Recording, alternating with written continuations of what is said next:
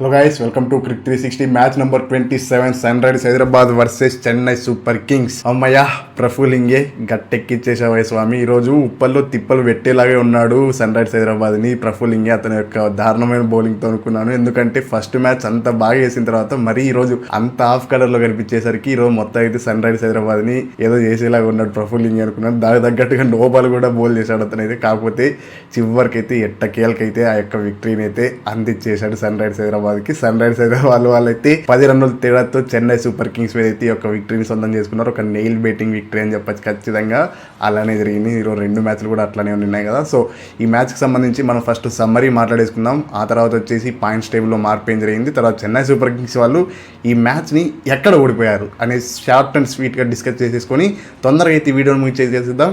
అంతకంటే ముందు మీకు ఏ టైంలో అయినా కూడా మా యొక్క వీడియో నచ్చుతుంటే కనుక ఖచ్చితంగా సబ్స్క్రైబ్ చేసుకోండి. 16 సబ్స్క్రైబర్స్ అయితే కనుక లైక్ చేసి ఆ హైప్ బటన్ హైప్ ఎక్కిపోవాలి. అట్లాంటి హైప్స్ అయితే ఇచ్చేయండి, ఎందుకంటే ఆ హైప్సే మాకు ఎంగేజ్మెంట్ ఇవ్వడంలో తోడ్పడతాయి. కాబట్టి ఇంకేమాత్రం ఆలోచన చేయకున్నట్టు రివ్యూలోకి అయితే వెళ్ళిపోదాం. ఫస్ట్ మ్యాచ్ సమ్మరీ యూస్ చేసుకుంటే కనుక టాస్ గెలిచిన చెన్నై సూపర్ కింగ్స్ వాళ్ళు అయితే సన్ రైజర్స్ హైదరాబాద్ వాళ్ళని బ్యాటింగ్ చేయమన్నారు. అందుకు తగ్గట్టుగానే ఫస్ట్ పవర్ ప్లేలో చూసుకుంటే కనుక రెచ్చిపోయాడు అభిషేక్ శర్మ. 75 రన్స్ స్కోర్ చేయడంలో అక్కడ ఆల్మోస్ట్ అభిషేక్ శర్మ అయితే అభిషేక్ ఆడిచ్చేశాడని చెప్పాలి. ఆ షార్ట్ ఓవర్ని అయితే ఖచ్చితంగా గుర్తుంటుంది నాకు, ఎందుకంటే ఆ స్పిన్నర్ అన్నట్టు అతను అయితే వరుసగా 3 ఓవర్లు వేయించడం, 5th ఓవర్లో మాత్రం దుమ్ము లేపేశాడని చెప్పాలి.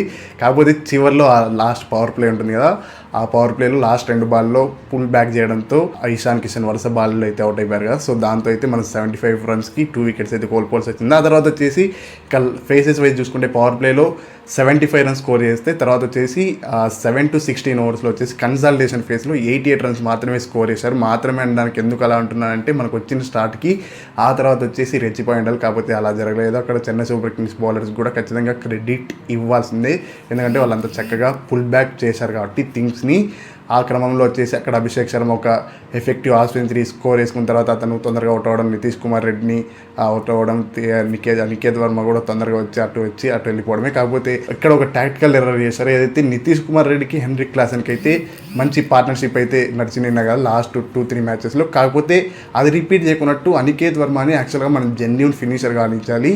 వాళ్ళు అట్లా చేయకున్నట్టు ఈసారి అనికేత్ వర్మని అర్ధ ఆర్డర్ పంపించి తప్పు చేశారు, ఎందుకంటే అతను ప్రాపర్ ఫినిషర్గా అయితేనే సరిపోతారు. కాకపోతే మన వాళ్ళు అది చేయలేదు. But things are done.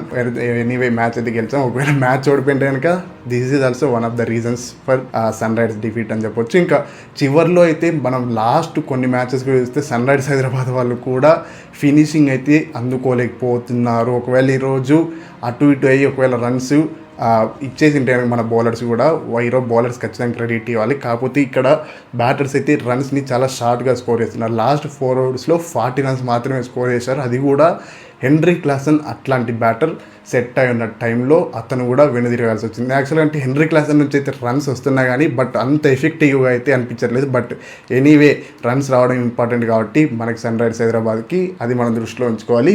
But ఈ యొక్క ఎర్రర్ అయితే ఉంటుంది కదా, ఆ ఎర్రర్ని అయితే ఖచ్చితంగా రెక్టిఫై చేసుకోవాలి. ఏం చేయాలంటే కనుక నితీష్ కుమార్ రెడ్డిని ఫస్ట్ పంపించేసి అనికేత్ వర్మని జెన్యూన్ ఫినిషర్గా ఉపయోగించుకుంటేనే బాగుంటుంది, ఎందుకంటే సలీర్ అరోరా కూడా ఛాన్సెస్ ఇస్తున్నా పర్ఫామ్ చేయలేదు కాబట్టి.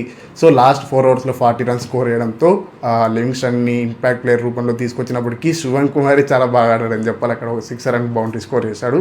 సో దాంతో అయితే కనుక మన వాళ్ళు 194 రన్స్ అయితే స్కోర్ చేశారు for the loss of 9 wickets in 20 overs.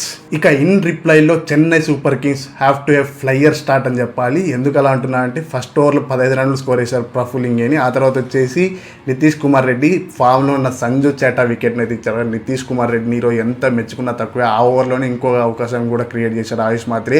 యాక్చువల్గా అతనైతే ఒక క్విక్ ఫైర్ నాక్ ఆడాడుగా అతన్ని చాలా తొందరగానే అవుట్ చేయాల్సి ఉంది. కాకపోతే అక్కడ అవుట్ చేయలేకపోయాం మనము. హెన్రిక్ క్లాసన్ అయితే ఆ ఛాన్స్ని మిస్ చేశాడు. కాకపోతే ఆ తర్వాత ఒక అన్ఫార్చునేట్ వేలో అతనికైతే హ్యామ్స్ట్రింగ్ ఇంజరీ అవడంతో ఆ తర్వాత వచ్చేసి హెన్రిక్ క్లాసన్కి ఒక క్యాచ్ ఇచ్చేసి అది నితీష్ కుమార్ రెడ్డి బౌలింగ్లో అతనైతే వెనుదిరగాల్సి వచ్చిందనమాట.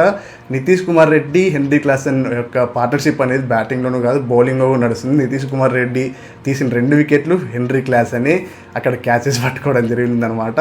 సో ఇంకా పవర్ ప్లేలో లాస్ట్ వాళ్ళు ఎంత స్కోర్ చేశారు, 76 రన్స్ స్కోర్ చేశారు. వాళ్ళు కూడా మంచి ఫ్లయింగ్ స్టార్ట్ వచ్చింది. కాకపోతే మనతో పోలిస్తే 1 వికెట్ అయితే ఎక్కువ కోల్పోయినారు. కాకపోతే వాళ్ళు కన్సాలిడేషన్ ఫేజ్లో చాలా ఇబ్బంది పడ్డారు. కేవలం అక్కడ 69 రన్స్ ఏమో స్కోర్ చేశారు అంతే.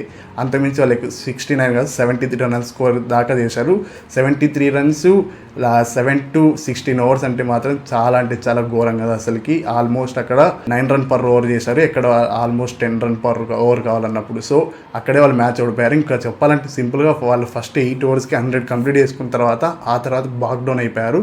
ఇంకా లాస్ట్ ఏదైతే యాక్సలరేషన్ ఫేజ్ ఉంటుందో ఆ యాక్సలరేషన్ ఫేజ్లో వాళ్ళైతే కొలాప్సింగ్ చెవి చూడడంతో ఈ యొక్క మ్యాచ్ని అయితే ఓడిపోవాల్సి వచ్చిన తర్వాత ఖచ్చితంగా ఎక్కడ చెన్నై సూపర్ కింగ్స్ వాళ్ళు మ్యాచ్ ఓడిపోయారంటే ఖచ్చితంగా ఏం చెప్పచ్చు అంటే కనుక ఇన్ని రోజులు వాళ్ళకి వర్కౌట్ కాంది ఏంటంటే వాళ్ళ యొక్క బౌలింగ్ కాంబినేషన్ మాత్రం ఈరోజు తర్వాత అంతకుముందు ఏవైతే 2 మ్యాచెస్ గెలిచారు కదా అక్కడ సూపర్గా కనిపించింది. మరి చెన్నై సూపర్ కింగ్స్ వాళ్ళు ఈ మ్యాచ్ని ఎక్కడ ఓడిపోయారంటే ఖచ్చితంగా ఈరోజు వాళ్ళ యొక్క బ్యాటింగ్ ఫెయిల్యూరే. బౌలర్స్ మీద అయితే ఎటువంటి కంప్లైంట్స్ అయితే లేవు. యాక్చువల్గా అంటే లాస్ట్ 2 మ్యాచ్లు వాళ్ళు గెలవక ముందు వరకు ఏమైందంటే వాళ్ళ బౌలింగ్ కాంబినేషన్ సెట్ కాలేదు, బ్యాటర్స్ మాత్రం అద్భుతంగా రాణించారు. కాకపోతే ఈరోజు టోటల్గా అబ్సల్యూట్ బెల్టర్ ఫర్ బ్యాటింగ్ అన్నప్పుడు వాళ్ళు తడబడ్డారు ఖచ్చితంగా. అది ఎందుకంటున్నా అంటే అక్కడ మంచి ఫ్లయింగ్ స్టార్ట్ ఆయుష్ మాత్రం ఇచ్చిపోయిన తర్వాత కూడా వాళ్ళైతే దాన్ని క్యారీ ఫార్వర్డ్ చేయకున్నట్టు బాక్ డౌన్ అయిపోయారు టోటల్గా. ఎందుకు అలా అంటున్నా అంటే 8 ఓవర్స్కి ఆల్మోస్ట్ అబౌవ్ 100 రన్స్ వచ్చిన తర్వాత ఇక match is on the cards for Chennai. ఎందుకంటే 12 ఓవర్స్లో అట్లాంటి టైంలో జస్ట్ 100 బిలో రన్స్ కొట్టాలన్నప్పుడు వాళ్ళు బిట్వీన్ 9 to 16 ఓవర్స్ కేవలం ఒక 40 ఆడ్ రన్స్ మాత్రమే స్కోర్ చేశారు. అది కూడా కీలకమైన వికెట్లు కోల్పోతుంది. లైక్ ఇప్పుడు ఆ డ్యువల్ బ్రెవిస్, ఆ తర్వాత వచ్చేసి శివన్ దుబే, ఇట్లాంటి వాళ్ళ వికెట్లు, సర్ఫరాజ్ ఖాన్. ఇంకో సైడు మాథ్యూ షైట్ అయితే ఉన్నాడు, కాకపోతే అతనైతే చాలా స్ట్రగుల్ అవుతూనే ఉన్నాడు. ఆల్మోస్ట్ రన్నే బాల్తో లాగా ఆడాడు కదా. సో అతని వల్ల కూడా కాస్త ఈరోజు ఇబ్బంది పడి ఉంటారంటే ఖచ్చితంగా అవునని చెప్పొచ్చు. చెన్నై సూపర్ కింగ్స్ వాళ్ళైతే ఇంకోసారి వాళ్ళ యొక్క బ్యాటింగ్ మీద అయితే ఆ డ్రాయింగ్ బోర్డుకి వెళ్ళి చెక్ చేసుకుంది. ఎందుకంటే అక్కడ రుతురాజ్ గైక్వాడ్ కూడా వాళ్ళకి అనుకున్నంత రేంజ్లో అయితే పర్ఫామ్ చేయట్లేదు కాబట్టి సో వాళ్ళ యొక్క బ్యాటింగ్ కాంబినేషన్ మీద ఇప్పుడు వాళ్ళు దృష్టి పెట్టాలి. బౌలింగ్ కాంబినేషన్ అయితే ఆల్మోస్ట్ సెట్ అయిపోయింది. జెమీ ఓర్టన్ మాత్రం వాటే టర్నింగ్ పాయింట్ కదా తనకైతే. లాస్ట్ 2-3 మ్యాచెస్ నుంచి అద్భుతంగా పర్ఫామ్ చేస్తున్నాడు. పిక్ ఆఫ్ ద బౌలర్స్ ఎవరైనా ఉన్నారంటే చెన్నై సూపర్ కింగ్స్ ఖచ్చితంగా జేమీ వార్టన్ అనేది చెప్తాను.